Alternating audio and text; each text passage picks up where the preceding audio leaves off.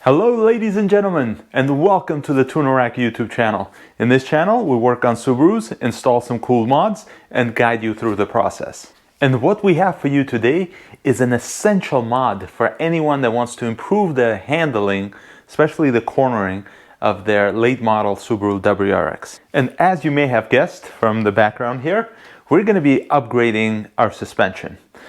Technically, we're going to be replacing the stock rear sway bar, which I believe is around 18 or 19 millimeters, to this hefty 24 millimeter heavy duty unit from TunerRack.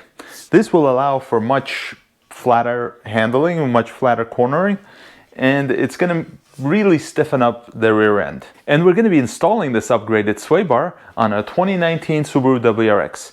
Now, this sway bar can fit different Subaru models, so it's important that you check the compatibility charts before you order yours. So as you may have guessed, the first step is simply to jack up the car.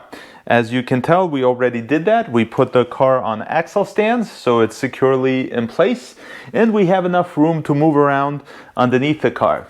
And now that we have safely positioned ourselves underneath the car, we can start undoing the sway bar end links. I believe this is a 14 millimeter. Yep, I was right.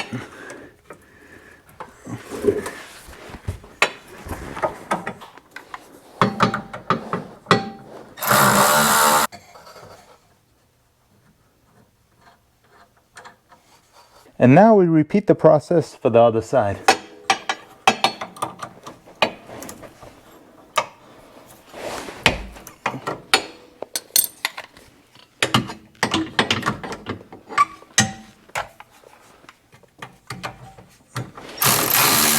And the next step would be to remove these 12 millimeter bolts from both sides so that we are able to actually remove the sway bar.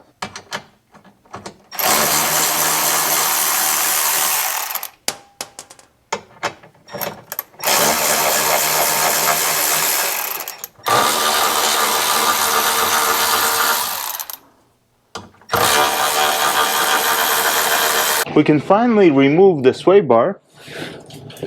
As you can see, these brackets, they have little hooks, so all you have to do is pull them up, and that one's out. Just got to move the end link out, and same thing for the other side.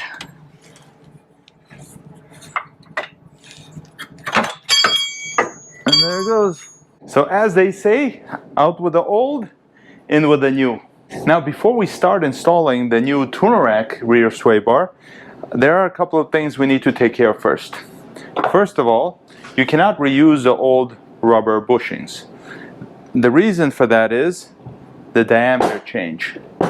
You're going to need something a little beefier, something that accommodates a 24 millimeter sway bar. So we have these polyurethane units. So before installing the sway bar, we need to install the actual bushings on the sway bar. It's much easier doing it now than doing it underneath the car for obvious reasons.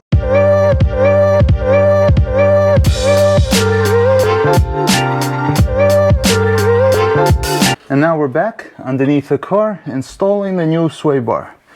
You're going to reuse the factory brackets, just a matter of positioning it in such a way that we're able to clear everything.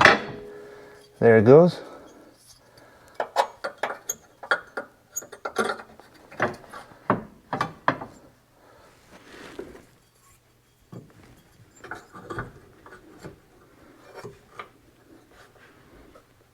We're basically reversing the process.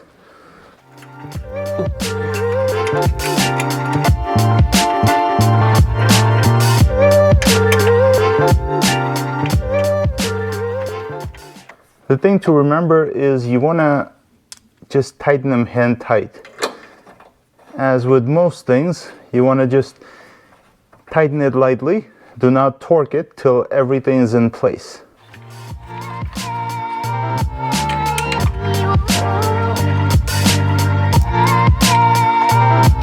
So the next step of the process is to attach the sway bar end links to our new sway bar. These holes are for adjustment, stiffness adjustment. we're gonna pick the center hole and we're gonna put in the nut, tighten the nut right over. Again, as I mentioned before, do not tighten anything till everything's in place.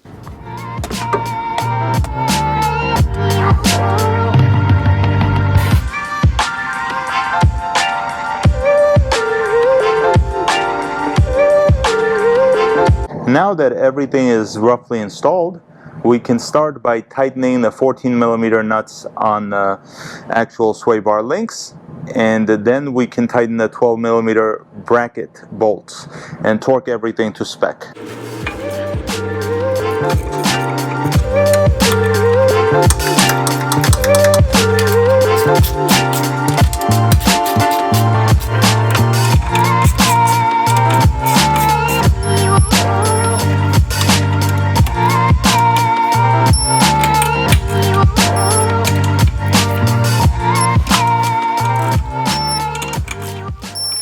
The installation is now complete.